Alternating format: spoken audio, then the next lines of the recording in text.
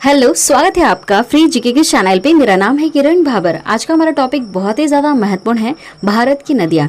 इस टॉपिक से जुड़े हुए हम 120 महत्वपूर्ण प्रश्न कवर करेंगे जो काफ़ी ज़्यादा महत्वपूर्ण है आपके आने वाले एग्जाम के लिए। हम सारी चीज़ें डिटेल में समझने वाले हैं A to Z, तो वीडियो को आप लास्ट तक पूरा ज़रूर देखिएगा। मैप का यूज़ करेंगे ताकि आपको सारी चीज़ें आराम से याद रहें कि कौन सी नदी कहाँ पर बहती है। फ्री ऑनलाइन क्लासेस देखने के लिए हमारे इस चैनल को अभी सब्सक्राइब करें और बेल नोटिफिकेशन आइकन पे ऑल प्रेस जरूर कर दें। जब भी हम वीडियो अपलोड करेंगे तो नोटिफिकेशन आपके पास पहुंच जाएगा। Thank you. भारत के अपोहा तंत्र, इसके दो भाग होते हैं। पहला हिमालयी अपोहा तंत्र, दूसरा प्रायद्वीपीय अपोहा तंत्र। देखिए, अपोहा तंत्र क्या होता है, जब भी कोई नदी बहती है तो वो एक ब्रांच बना के बहती है, एक सिस्टम बना लेती है जिसमें उसकी बहुत सारी सहायक नदियाँ भी होती हैं। तो जितना भी एरिया घेर कर चलती है उसी को हम उस नदी का तंत्र कहते हैं। तो देखिए, हिमालयी अपोहा तंत्र में हम पहला पढ़ेंगे सिंधी नदी तंत्र, इसमें इसके सहायक नदियों के बारे में पढ़ेंगे। और जो दूसरा पढ़ेंगे इसमें हम गंगा नदी तंत्र, इसमें हम इसकी जितनी भी सहायक नदियां हैं उसके बारे में पढ़ेंगे। और जो तीसरा होगा वह है ब्रह्मपुत्र नदी तंत्र।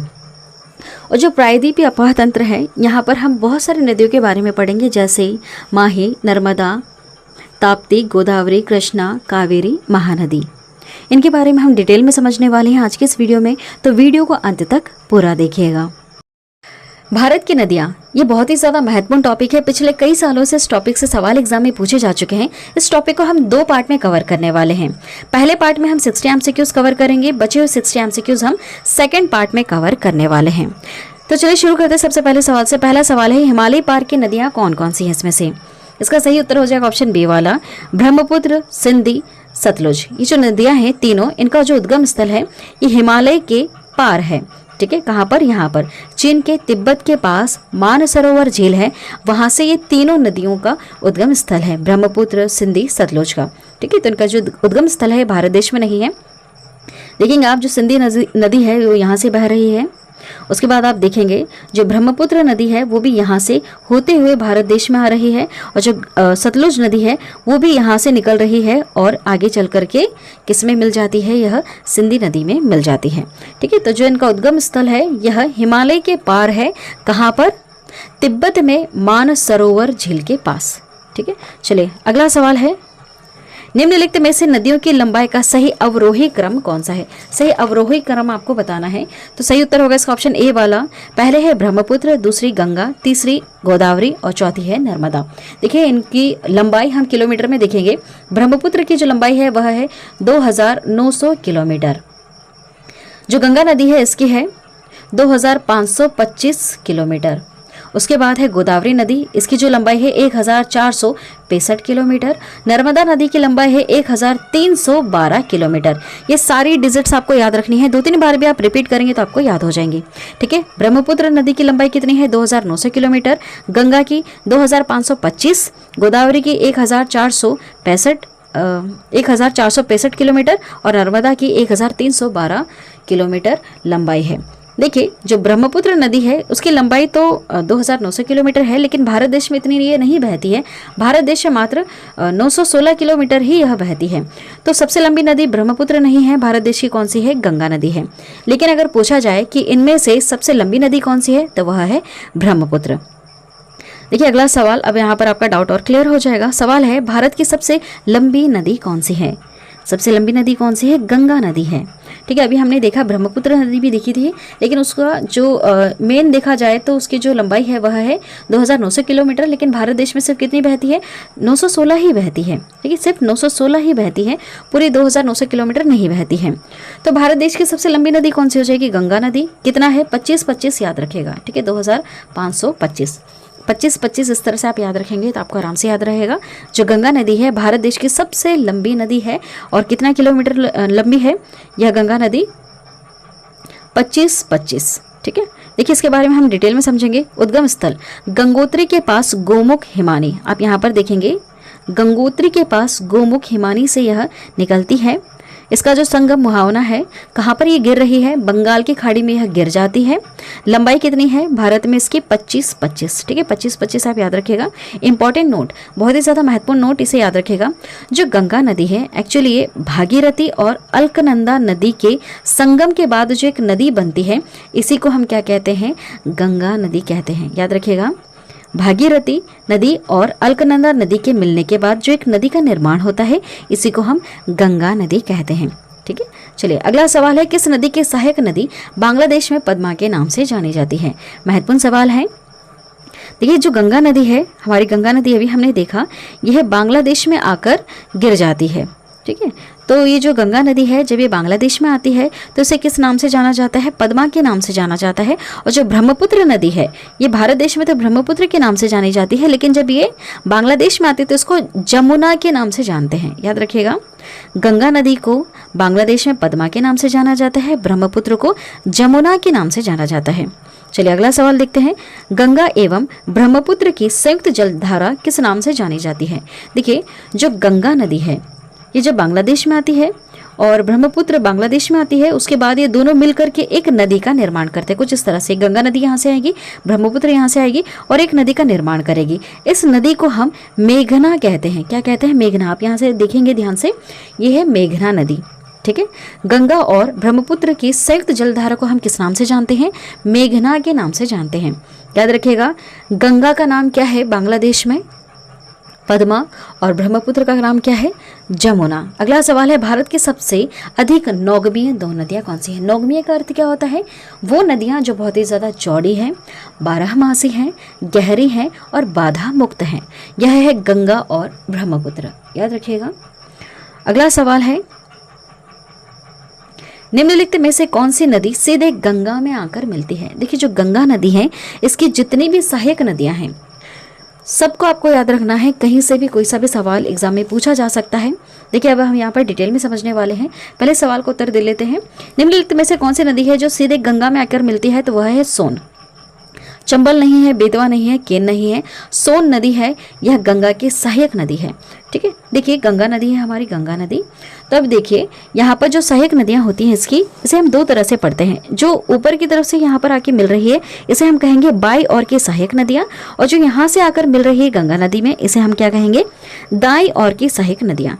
चलिए दोनों के नाम हम देख लेते हैं। पहले हम बाई ओर की सहायक नदियों के नाम हम पढ़ेंगे। अलकनंदा, रामगंगा, गोमती, काली, सरजू, राप्ती, घाघरा, गंडक, त्रिशूली, बूढ़ी गंडक, बागमती, कोसी, महानंदा, ठीक है। जिसमें बहुत ही ज़्यादा महत्वपूर्ण है उसको हमने यहाँ पर बना के रखा है। देखेंगे आप यहाँ पर घाघरा नदी, गंडक नदी, कोसी नदी, ठीक है। इसे हम यहाँ पर शो कर रहे हैं, यही ज़्यादा महत्वपूर्ण है। इन्हीं के ऊपर सवाल पूछे जाते हैं। तो ये जो नदियां हैं ये किस तरफ से आ रही हैं, बाई ओर से आ रही हैं, गंगा की सहायक नदी है।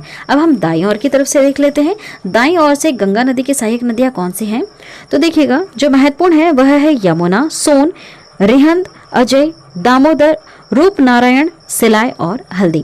जिसमें बहुत ही ज़्यादा महत्वपूर्ण है जो यहाँ पर शो करके रखी है वह है यमुना और केन। उसके बाद यहाँ पर आप देखेंगे यहाँ पर आती है दामोदर नदी। ये बहुत ही ज़्यादा महत्वपूर्ण नदियाँ हैं जो यहाँ पर मैप में शो करके रखी गई हैं। ये दाईं ओर से सहायक नदी है किसकी, गंगा की, ठीक है। ये सारे आपको नाम याद रखने हैं गंगा नदी के, सहायक नदी के। ये बहुत ही ज़्यादा महत्वपूर्ण है। चलिए अगला सवाल है, सुंदरवन का डेल्टा कौन सी नदी बनाती है। याद रखना है आपको इसका जवाब, गंगा ब्रह्मपुत्र। बहुत ही ज़्यादा महत्वपूर्ण। देखिए अभी हमने बांग्लादेश के मैप में देखा था कि जो गंगा नदी इधर से आ रही है, ब्रह्मपुत्र यहाँ से आ रही है, उसके बाद एक नदी का निर्माण करती है, उसका नाम क्या है, मेघना नाम है। जो मेघना नदी है ये आखिरी में कहाँ गिर जाती है, बंगाल की खाड़ी में गिरती है। तो जब गिर रही होती है जो ये जो नदियाँ है ना ये 2 तरह की शेप बनाती हैं। जिस तरह से शेप दिख रहा है आपको, जो ये नदी आती है और छोटी छोटी जलधाराओं में बट जाती है और आखिरी में जाकर बंगाल की खाड़ी में या फिर कहीं पर भी गिरती है, तो जब ये बहुत सारी इस तरह की जलधाराओं का शेप करती है ना, इस तरह का शेप, इसे हम डेल्टा कहते हैं। लेकिन कुछ नदियाँ ऐसी भी हैं जो इस तरह का शेप नहीं बनाती है, जैसे वो बह रही हैं वैसे ही जाएंगी, लेकिन लास्ट में क्या होगा, एक तरफ से इसका जो मुँह होगा ये बंद होगा और ये फिर जाकर बह जाएगी, कहीं पर भी ये जाकर गिर जाएगी, ठीक है। संगम जहाँ पर ये मुहावना बनाएंगी वो इस तरह से बनाएगी, डेल्टा जैसा नहीं बनाएगी। इस तरह से जैसे बहती हुई आ रही है वैसे ही गिरेगी। तो इस शेप को हम क्या कहेंगे, याद रखिएगा, इस शेप को हम कहते हैं ज्वार नंदमुख, ठीक है, ज्वार नदमुख कहना है इसको, याद रखिएगा, काफी ज्यादा महत्वपूर्ण है। ज्वार नदमुख, और कहीं और आपको लिखा हुआ दिखेगा ज्वार नंदी मुख, है ना, इंग्लिश में भी इसका नाम है। अभी हम आगे पढ़ेंगे, वहां से भी सवाल एग्जाम में कई बार पूछे जा चुके हैं कि कौन सी नदी है जो डेल्टा बनाती है, कौन सी नदी है जो ज्वार नंदमुख बनाती है, ठीक है, आगे हम पढ़ेंगे। तो अभी देखिएगा, आपको समझ में आ गया कि डेल्टा कौन सी नदी, मतलब डेल्टा किस तरह से दिखता है। तो देखिए, जो डेल्टा बना रही है सुंदरवन का डेल्टा, वो बनाती है गंगा और ब्रह्मपुत्र नदी, ठीक है, ये आपको याद रखना है, बहुत ही ज्यादा महत्वपूर्ण है। अगला सवाल है, गंगा और ब्रह्मपुत्र नदियों का उद्गम स्थान कौन सा है, आपको यह बताना है। कहाँ से निकलती है गंगा नदी और ब्रह्मपुत्र? तो देखिए, जो गंगा नदी है ये उत्तर प्रदेश से निकल रही है और तिब्बत से निकलती है ब्रह्मपुत्र। देखिए यहाँ से ध्यान से, गंगा नदी यह बह रही है, ये यहाँ से जो निकल रही है ये जगह है उत्तर प्रदेश की, और जो ब्रह्मपुत्र है ये कहाँ से निकल रही है, बाहर हिमालय पार से निकल रही है। इस जगह का क्या नाम है, चीन का तिब्बत, ठीक है, तिब्बत से निकल कर आ रही है ब्रह्मपुत्र, ये इस तरह से निकल के आ रही है, ध्यान दीजिएगा। और जो गंगा नदी ये इस तरह से बह रही है। अगला सवाल है, निम्नलिखित में से कौन सी नदी का उद्गम भारत में नहीं है?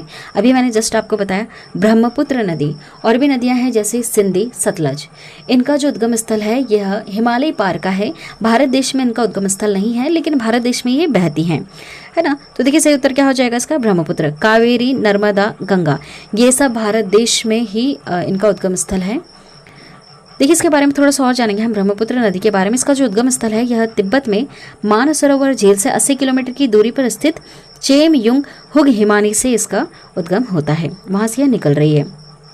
संगम मुहावना, इसका अर्थ यह होता है कि जो ये नदी है या तो ये कहीं जाकर मिल रही है या फिर ये कहीं पर गिर रही है। तो कहाँ पर गिरती है, बंगाल की खाड़ी में।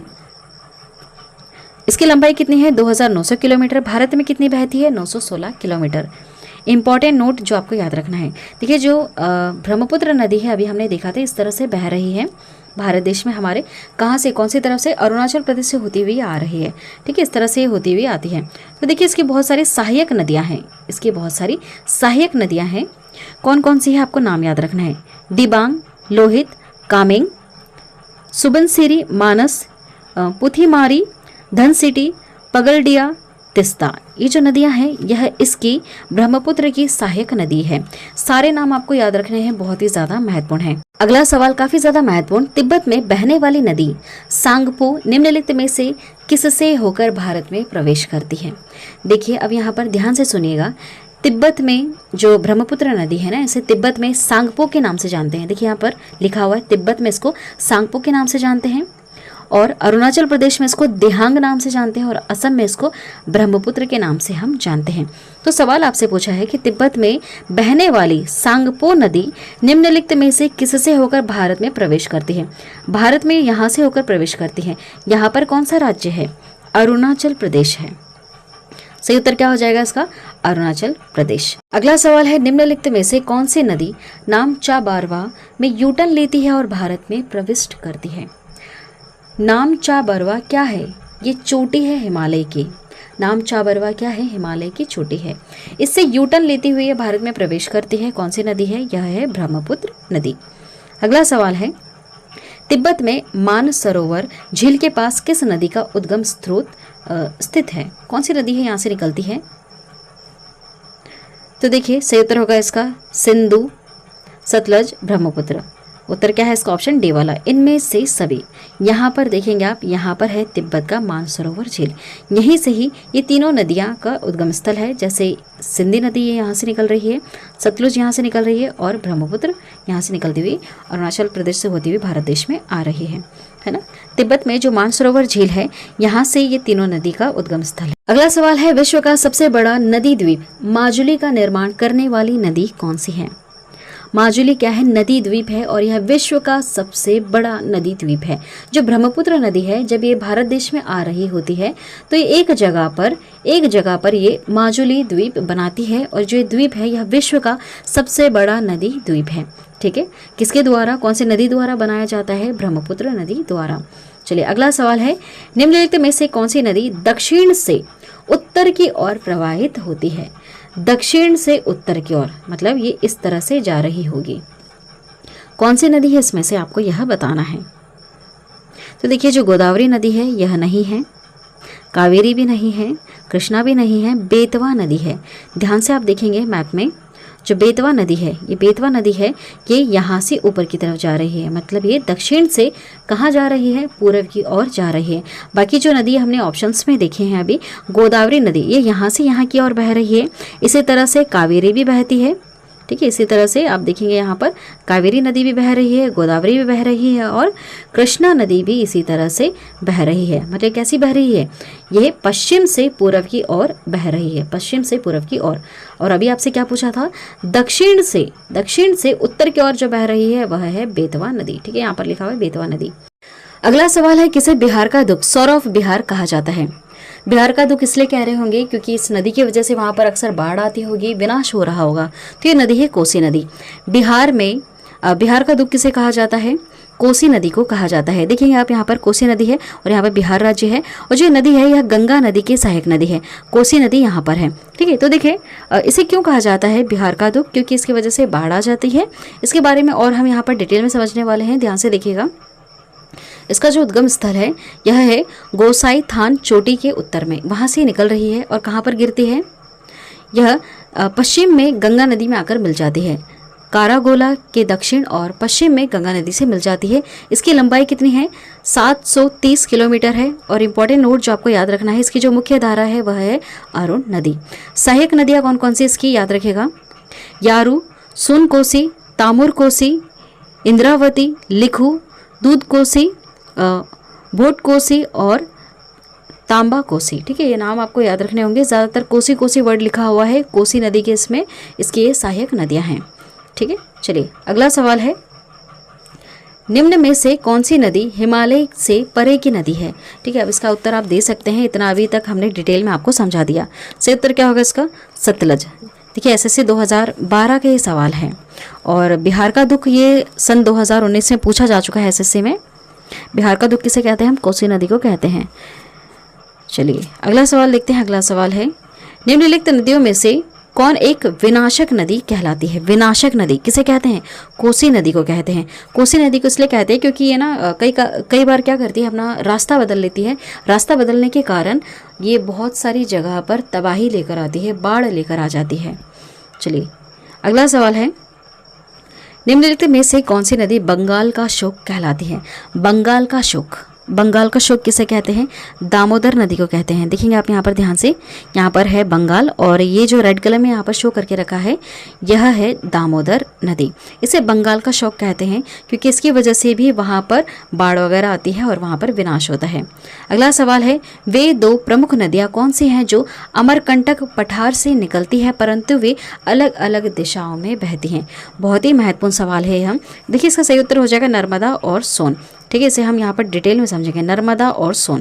देखिए जो ये नर्मदा नदी है ये यहाँ से बह रही है और सोन नदी यहाँ से बह रही है। सोन नदी किसकी सहायक नदी है, गंगा नदी की है, ठीक है। अभी मैंने बताया था ना आपको डिटेल में। तो देखिए ये जो दोनों नदियाँ हैं ये एक ही जगह से निकल रही है। कहाँ से निकल रही हैं, अमरकंटक पठार से निकलती हैं, लेकिन दोनों अलग अलग दिशाओं में बह रही हैं। जो सोन नदी है यह दक्षिण से उत्तर की ओर बहती है और जो नर्मदा नदी है यह पूर्व से पश्चिम की ओर बह रही है।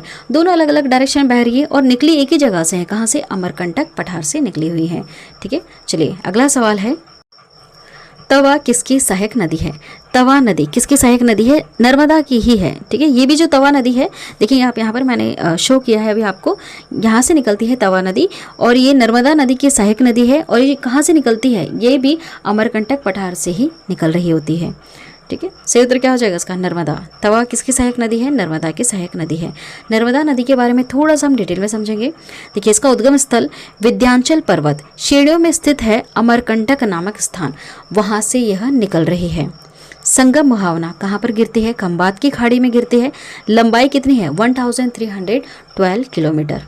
इंपॉर्टेंट नोट जो आपको याद रखना है जो काफ़ी ज़्यादा महत्वपूर्ण है, जबलपुर में भेड़ा घाट के समीप कपिल धारा धुआंधार जलप्रपात का निर्माण करती है। बहुत ही ज़्यादा महत्वपूर्ण नोट, नर्मदा नदी है यह धुआंधार जलप्रपात का निर्माण करती है। डेल्टा की बजाय यह एस्च्यूरी बनाती है। एस्च्यूरी मतलब जो मैंने बताया था अभी आपको, ज्वार नंदमुख, ये डेल्टा नहीं बनाती है। जब ये खंबात की खाड़ी में गिरती है ना तो डेल्टा नहीं बनाती है, ये क्या बनाती है, यह बनाती है एस्यूरी, जिसे हम क्या कहते हैं, ज्वार नंदमुख या फिर ज्वार नदी मुख भी कहते हैं। ठीक है, यह विभ्रंश घाटी से होकर बहती है। विभ्रंश घाटी किसे कहते हैं, देखिए जो पहाड़ होते हैं, ये पहाड़ हैं, इनके बीच में जो गैप नज़र आ रहा है आपको, ये धंसा हुआ गैप नज़र आएगा, इसी गैप को हम कहते हैं भ्रंश घाटी, विभ्रंश घाटी या फिर भ्रंश घाटी कह सकते हैं हम। ठीक है, अगला सवाल है, निम्नलिखित में से कौन सी नदी प्रारंभ में अरुण नदी के नाम से जानी जाती है। अरुण नदी के नाम से कोसी नदी को भी जाना जाता है। अगला सवाल है, निम्नलिखित में से किस नदी को ओडिशा का शोक कहा जाता है। ओडिशा का शोक किसे कहते हैं हम, महानदी को कहते हैं। महानदी कहाँ पर है, देखेंगे आप ध्यान से यहाँ पर। ठीक है, महानदी जो है इसे ओडिशा का शोक भी कहते हैं। अब ध्यान से सुनिएगा, अब यहाँ पर हम थोड़ा सा रिवीजन करेंगे। जो कोसी नदी है इसे हम बिहार का शोक कहते हैं। बंगाल का शोक किसे कहते हैं, यहाँ पर है दामोदर नदी, उसे हम बंगाल का शोक कहते हैं। महानदी को ओडिशा का शोक कहा जाता है। ठीक है, ये तीनों नाम आपको याद रखने होंगे, कोसी नदी, दामोदर नदी और महानदी। ठीक है, अगर आपको मैप में याद है कि कौन सा राज्य कहाँ पर है तो आप इसका उत्तर आराम से दे सकते हैं। कोसी नदी, यहाँ पर कौन सा राज्य आता है, बिहार।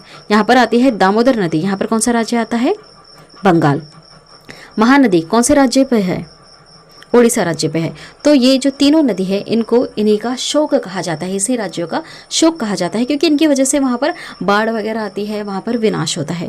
ठीक है, तो सही उत्तर क्या हो जाएगा इसका, ओडिशा का शोक किसे कहते हैं, महानदी को कहते हैं। चलिए अगला सवाल, यहाँ पर थोड़ा सा डिटेल में समझेंगे महानदी के बारे में। इसका जो उद्गम स्थल है यह छत्तीसगढ़ के रायपुर जिले में सिहवाहा के समीप है। ठीक है, कहाँ से निकली हुई है, छत्तीसगढ़ के रायपुर जिले में सिहावा के समीप से निकली हुई है। संगम मुहावना कहाँ पर गिरती है, बंगाल की खाड़ी में गिरती है, जो कटक के समीप में है। इसकी लंबाई कितनी है, 815 किलोमीटर है। इंपॉर्टेंट नोट जो आपको याद रखनी है, ब्राह्मणी तथा वैतरणी सहायक नदियां हैं इसकी दो महत्वपूर्ण सहायक नदी कौन सी है महानदी की, ब्राह्मणी तथा वैतरणी नदी। अगला सवाल है, इंदौर के समीप स्थित जानापाव पहाड़ी स्रोत है। जानापाव पहाड़ी से कौन सी नदी निकलती है, चंबल की नदी निकलती है। ठीक है, याद रखना है आपको। देखेंगे आप यहाँ पर ध्यान से, चंबल की नदी आपको दिख रही होगी। ये जो चंबल की नदी है यह इंदौर के समीप मऊ में स्थित है, जानापाव पहाड़ी, वहाँ से यह निकलती है। इसके बारे में थोड़ा सा डिटेल में समझेंगे। इसका जो उद्गम स्थल है यह मध्य प्रदेश में मऊ के समीप स्थित जानापाव पहाड़ी सिंगार चोरी चोटी, इसे जानापाव कुटी भी कहते हैं, ये वहाँ से निकल रही है। संगम मुहावना ये कहाँ पर आकर मिलती है, यह इटावा, उत्तर प्रदेश के इटावा में ये आकर मिल रही है, किसमें, यमुना नदी में। लंबाई कितनी है इसकी, 995 किलोमीटर। इंपॉर्टेंट नोट जो आपको याद रखनी है, देश के सबसे जो गहरे गड्ढे हैं उसका निर्माण करती है चंबल नदी। इसकी सहायक नदियां कौन कौन सी है, काली सिंध, पार्वती, शिप्ता, बनास, कुरल, बामनी व मेज, ये इसकी सहायक नदियां हैं, आपको याद रखनी है। अगला सवाल है, भारत की लवण नदी के नाम से किसे जाना जाता है। नाम से ही आप समझ जाएंगे, लवण, लूणी नदी। ठीक है, जो लवण नदी है इसी को लूणी नदी के नाम से जाना जाता है। इसके बारे में थोड़ा सा डिटेल में समझेंगे। जो लूणी नदी है यह अजमेर जिले में स्थित नागपहाड़, अरावली पर्वत, यह पुष्कर के समीप दो धाराएं सरस्वती और सागरमती के रूप में उत्पन्न होती है, जो गोविंदगढ़ के निकट आपस में मिल जाती है। अजमेर कहाँ पर आता है, राजस्थान में आता है। संगम मुहावना कहाँ पर गिरती है, कच्छ के रण में आकर गिर जाती है। इसकी लंबाई कितनी है, 320 किलोमीटर। इंपॉर्टेंट नोट, बहुत ही ज्यादा इंपॉर्टेंट है, इसे आपको याद रखना है। यह भारत की एकमात्र अंतर्वाही नदी है। देखिए इसकी सहायक नदियां कौन कौन सी है, जोवाई, सुकरी, जोजारी, इसकी सहायक नदियां हैं, किसकी, लवण की, लूनी नदी की। अगला सवाल है, कौन सी नदी भेड़ाघाट के समीप कपिलधारा जलप्रपात का निर्माण करती है। इसका जवाब आप दे सकते हैं, मैंने डिटेल में बताया था, नर्मदा नदी।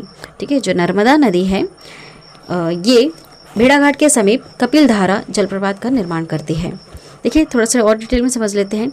विंध्याचल पर्वत श्रेणियों में स्थित अमरकंटक नामक स्थान से इसका उद्गम होता है। संगम मुहावना कहाँ पर गिरती है, खंबात की खाड़ी में आकर गिर जाती है।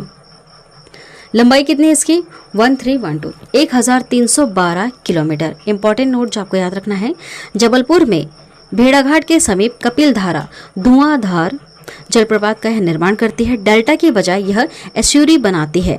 यह विभ्रंश घाटी रिफ्ट वैली से होकर बहती है। अगला सवाल है, निम्नलिखित में से कौन सी नदी ज्वार नंद मुख का निर्माण करती है। सही जवाब हो जाएगा इसका नर्मदा। जो नर्मदा नदी है, आप यहाँ पर देखिए नर्मदा नदी यहाँ खंबात की खाड़ी में आके गिरती है। ये है खंबात की खाड़ी, ठीक है, जिससे ध्यान से देखिएगा, यहाँ पर है खंबात की खाड़ी, नर्मदा नदी यहीं पे आकर गिर जाती है। यहाँ पर यह ज्वारनंद मुख बनाती है। मैंने बताया था आपको ज्वारनंद मुख और डेल्टा दोनों में फर्क है। अगला सवाल है, प्रायद्वीपीय भारत की निम्न नदियों में से कौन शेष 3 से विशिष्ट रूप से भिन्न है? प्रायद्वीपीय नदियाँ ये भारत के इस हिस्से में आपको देखने के लिए मिलेंगी। बताइए सही उत्तर क्या होगा जो इससे अलग है? तो देखिए, जो नर्मदा नदी है यह अलग है क्योंकि ये इस तरह से बहती है। कहाँ से कहाँ की ओर बह रही है? यह पूरब से पश्चिम की ओर बहती है। कावेरी, कृष्णा, गोदावरी ये सब इस तरह से बहती हैं, मतलब ये पश्चिम से पूरब की ओर बह रही हैं, ठीक है, इनका डायरेक्शन इस तरह से है, इसलिए नर्मदा नदी इनसे अलग है। और एक और रीज़न है इसका, जो नर्मदा नदी है ये एस्चुरी बनाती है और बाकी सब एस्चुरी नहीं बनाती हैं, ये सब डेल्टा बना लेती हैं।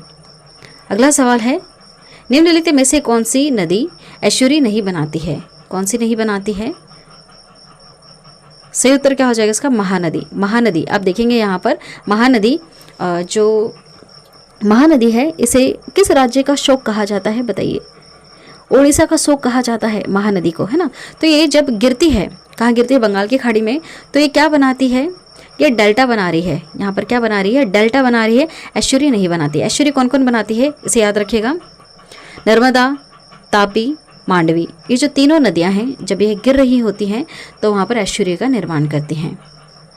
देखिए, महानदी के बारे में थोड़ा सा डिटेल में समझेंगे। इसका जो उद्गम स्थल है छत्तीसगढ़ के रायपुर जिले में सिहावा के समीप है। संगम इसका मुहावना कहाँ पर ही गिर रही है? बंगाल की खाड़ी, कटक के समीप में। लंबाई कितनी है? 815 किलोमीटर। इंपॉर्टेंट नोट, ब्राह्मणी तथा वेतरणी सहायक इसकी नदियाँ हैं। अगला सवाल है, भारत की निम्न नदियों में से कौन सी डेल्टा नहीं बनाती है? डेल्टा नहीं बना रही मतलब वो क्या बना रही है? एस्चुरी बना रही है। तो कौन सी नदी है? ताप्ती नदी। आप यहाँ पर देखेंगे ध्यान से, ये जो ताप्ती नदी है ये खंबात की खाड़ी में गिर रही है यहाँ पर, और नर्मदा नदी दोनों यहाँ पर गिर रही हैं और दोनों क्या बनाती हैं? दोनों एस्चुरी बनाती हैं, ठीक है, जिसे हम ज्वार नद मुख भी कहते हैं या फिर ज्वार नदी मुख भी कहते हैं। बाकी जो गंगा नदी है, गोदावरी, महानदी ये सब क्या बनाती हैं? डेल्टा बनाती हैं। अगला सवाल है, शिप्रा नदी निम्नलिखित में से किसकी सहायक नदी है? किसकी सहायक नदी है? याद रखिएगा, यह चंबल नदी की सहायक नदी है। शिप्रा नदी के बारे में थोड़ा सा और डिटेल में जान लेते हैं। इंदौर जिले की काकरी बर्डी नामक पहाड़ी से इसका उद्गम हुआ है।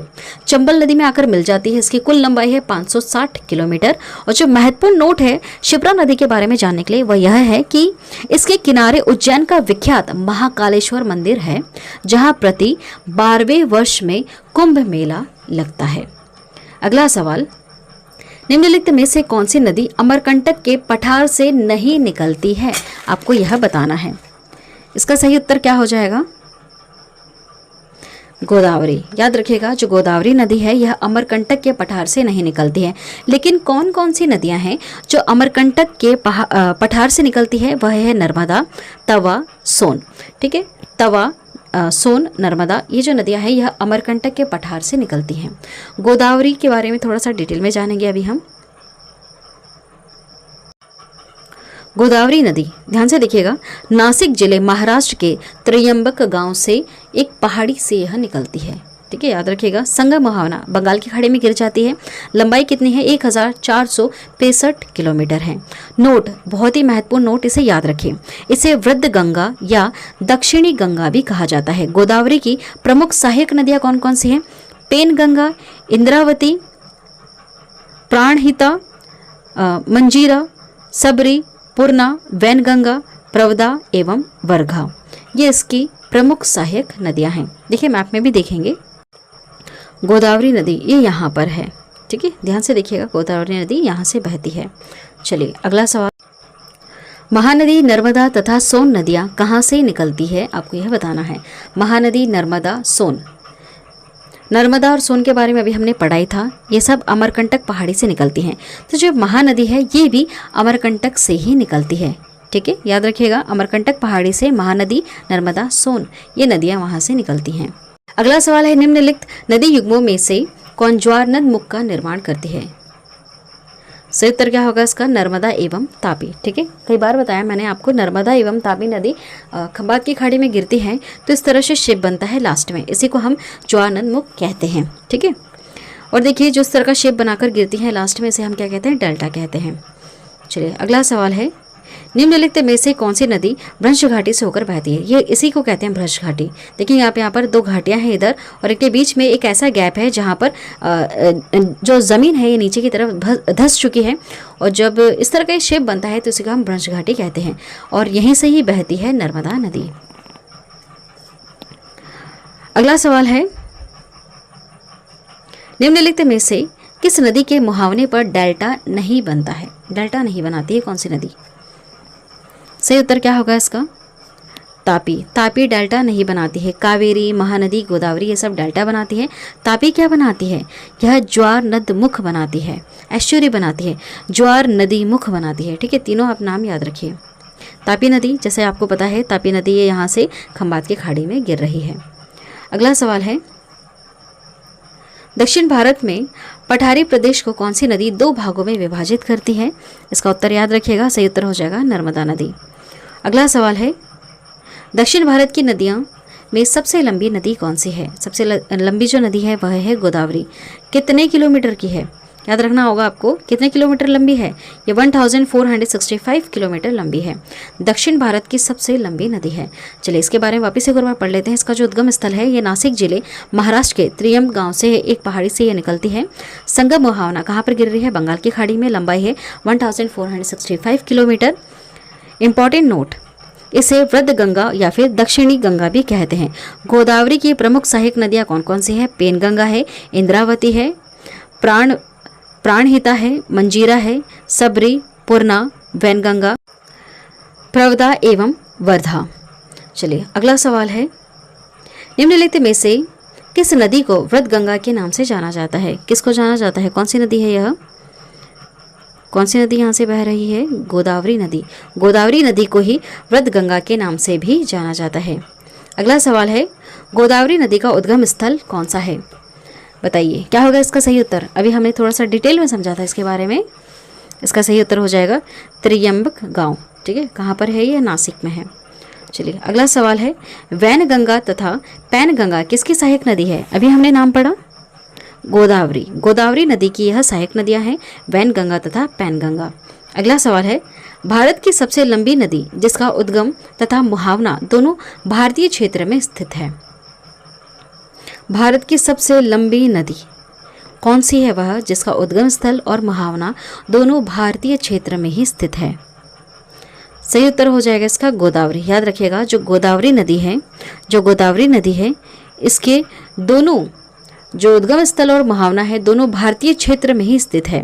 ठीक है, यहाँ पर गंगा नदी नहीं होगा। क्यों नहीं होगा? क्योंकि जो गंगा नदी है ये कहाँ पर आकर खत्म हो रही है? ये बांग्लादेश से होकर ये कहाँ गिरती है? बंगाल की खाड़ी में गिरती है। तो भारत देश में ही इसका मुहावना नहीं है, तो गंगा नदी नहीं होगा। इसका उत्तर क्या हो जाएगा? गोदावरी इसका उत्तर होगा, क्योंकि इसका उद्गम स्थल भी यही है और ये जब गिर रही होती है तो भारतीय क्षेत्र से ही गिर रही होती है। कहाँ पर? बंगाल की खाड़ी में। ठीक है, चलिए अगला सवाल है, कावेरी नदी का उद्गम स्रोत क्या है? कावेरी नदी कहाँ से निकल रही है आपको यह बताना है।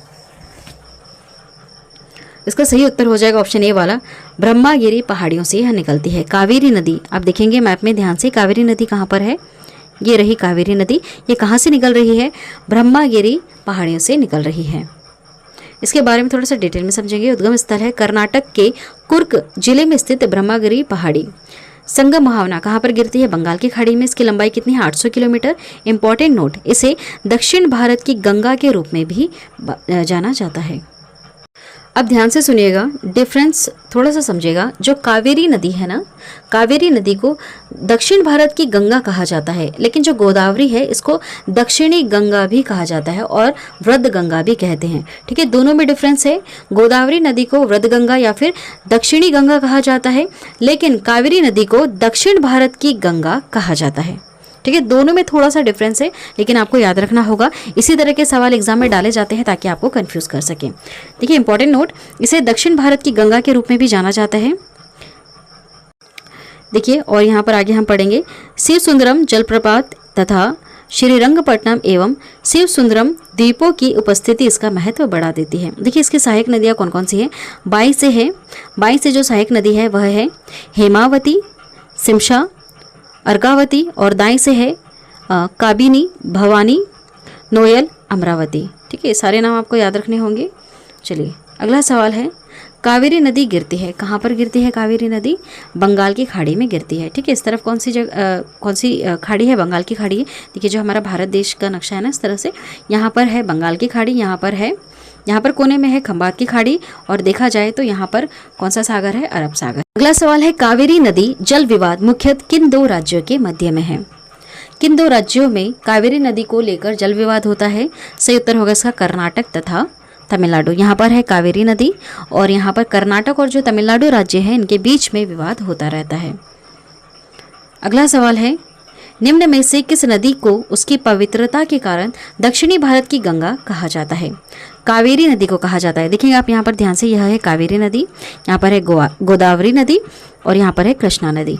ठीक है, तो गोदावरी नदी को दक्षिणी भारत की गंगा नहीं कहा जाता है, कावेरी नदी को कहा जाता है। अगला सवाल है, कृष्णा नदी का उद्गम स्थल किसके समीप है? इसमें से किसके समीप है? महाबलेश्वर के समीप है। कहाँ पर है कृष्णा नदी? ध्यान से देखेंगे आप, यहाँ पर है कृष्णा नदी। चलिए इसके बारे में थोड़ा सा डिटेल में जानेंगे। उद्गम स्थल है महाबलेश्वर के समीप, पश्चिमी घाट पहाड़ से इसका उद्गम होता है। संगम कहाँ पर गिर रही है? बंगाल की खाड़ी में। लंबाई है इसकी 1401 किलोमीटर। इंपॉर्टेंट नोट जो आपको याद रखना है, इसकी प्रमुख सहायक नदियाँ कौन कौन सी हैं?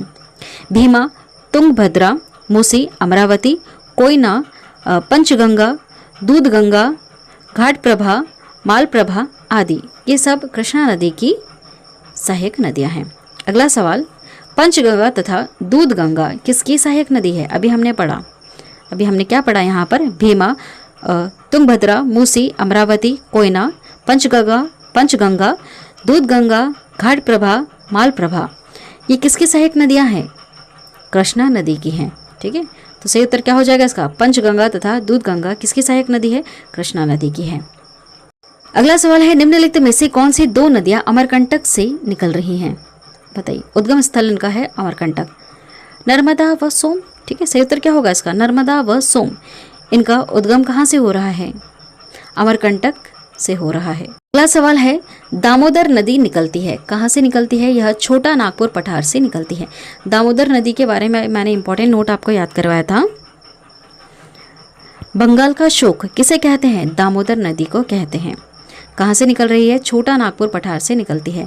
अगला सवाल है, निम्नलिखित में से कौन भूमि बंधित नदी है? भूमि बंधित नदी है लूणी। याद रखिएगा, भूमि बंधित नदी कौन सी है? लूणी नदी। इसके बारे में हमने पढ़ा था डिटेल में। चलिए अगला सवाल है, भारत की सबसे बड़ी वाह नदी कौन सी है? भारत की सबसे बड़ी वाह नदी, सही उत्तर क्या होगा इसका? गंगा नदी। भारत की सबसे बड़ी वाह नदी कौन सी है? गंगा नदी है। अगला सवाल है, विश्व का बृहत्तम डेल्टा निर्मित होता है। सबसे बड़ा डेल्टा कौन सी नदी निर्मित करती है? गंगा और ब्रह्मपुत्र नदी निर्मित करती है विश्व का सबसे बड़ा डेल्टा। क्या नाम है उसका? सुंदरवन डेल्टा। ठीक है, याद रखिएगा, इंपॉर्टेंट है। क्या नाम है उसका? सुंदरवन डेल्टा। चलिए अगला सवाल है, बिहार में बहने वाली नदियों में किसका उद्गम अमरकंटक में है? बिहार में बह रही है वह नदी, सही उत्तर क्या होगा इसका? सोन नदी। ठीक है, यहाँ पर बी लिखा हुआ है, सही उत्तर क्या होगा इसका? ऑप्शन बी वाला। सोन नदी जो है यह बिहार में बहने वाली नदी है, जिसका जो उद्गम स्थल है यह है अमरकंटक। देखिए चीज़ें मैं इतनी बार रिपीट करवा चुकी हूँ कि यहाँ तक आते आते आपको बहुत सारी चीज़ें याद हो गई होंगी। चलिए अगला सवाल है, मानस किस नदी की उपनदी है? मानस किस नदी की उपनदी है? याद रखिएगा, ब्रह्मपुत्र की यह उपनदी है। ब्रह्मपुत्र जो नदी है ये, इसकी उपनदी कौन सी है? मानस है। इसकी सहायक नदियाँ कौन कौन सी हैं मैंने आपको पहले ही डिटेल में बता दिया है। अगला सवाल है, कौन सी नदी भ्रंश द्रोणी से होकर बहती है? इसका उत्तर आप दे सकते हैं, इतनी बार रिपीट कर चुके हैं और कई बार एग्जाम में भी रिपीट हो चुकी है। याद रखिएगा, नर्मदा नदी। नर्मदा नदी भ्रंश घाटी से होकर बहती है। अगला सवाल है, निम्नलिखित नदियों में से कौन सी नदी जबलपुर के निकट धुआंधार जलप्रपात का निर्माण करती है? बताइए, सही उत्तर क्या होगा इसका? नर्मदा, है ना। काफ़ी बार हम ये रिपीट कर चुके हैं। जो नर्मदा नदी है यह जबलपुर के निकट धुआंधार जलप्रपात का निर्माण करती है। याद रखिएगा, एसएससी 2020 में सवाल पूछा जा चुका है। चलिए अगला सवाल है, निम्न नदियों में से सबसे अधिक पथ परिवर्तन किया है? किसने किया है? कौन सी नदी है जो जब अपना मार्ग परिवर्तित कर लेती है तो उसकी वजह से बिहार में बिहार में शोक बन जाता है। बिहार का शोक किसे कहा जाता है? कोसी नदी को कहा जाता है। किसे कहते हैं? कोसी नदी को विनाशक नदी भी कहते हैं। बिहार का शोक सौरव विहार कहते हैं। कोसी नदी को क्यों कहते हैं? क्योंकि अपना पथ परिवर्तित करती है, तो बिहार में अक्सर बाढ़ आ जाती है। कोसी नदी कहाँ पर है? यहाँ पर है। ठीक है, अगला सवाल है, निम्नलिखित नदियों में से कौन सा अपने भ्रंश घाटी प्रवाह के लिए प्रसिद्ध है? बताइए, सही उत्तर क्या होगा इसका? दामोदर। याद रखिएगा, जो दामोदर नदी है यह अपने भ्रंश घाटी प्रवाह के लिए प्रसिद्ध है। अगला सवाल है जो आप सभी लोगों से मैंने पूछा है, जिसका उत्तर आपको कमेंट करके बताना है। सवाल है, निम्नलिखित में से वह नदी कौन सी है जो एक विभ्रंश घाटी से होकर बहती है? इसका उत्तर आप दे सकते हैं। यह सवाल मैंने आपको बहुत बार बता दिया है। आज की वीडियो में इतना ही। भारत की नदियों से जुड़े हुए हम 2 पार्ट कवर करने वाले हैं, जैसे मैंने शुरू में आपको बताया था। पहले पार्ट में हम 60 MCQs कवर कर रहे हैं और सेकंड पार्ट में हम बचे हुए 60 MCQs कवर कर रहे हैं। ठीक है, चलिए आज की वीडियो में इतना ही। अगर आपको वीडियो पसंद आई है तो प्लीज़ हमारे इस चैनल को आप ज़रूर सब्सक्राइब कर लेना और बेल नोटिफिकेशन आइकन पर आप ऑल प्रेस ज़रूर कर देना। Thank you.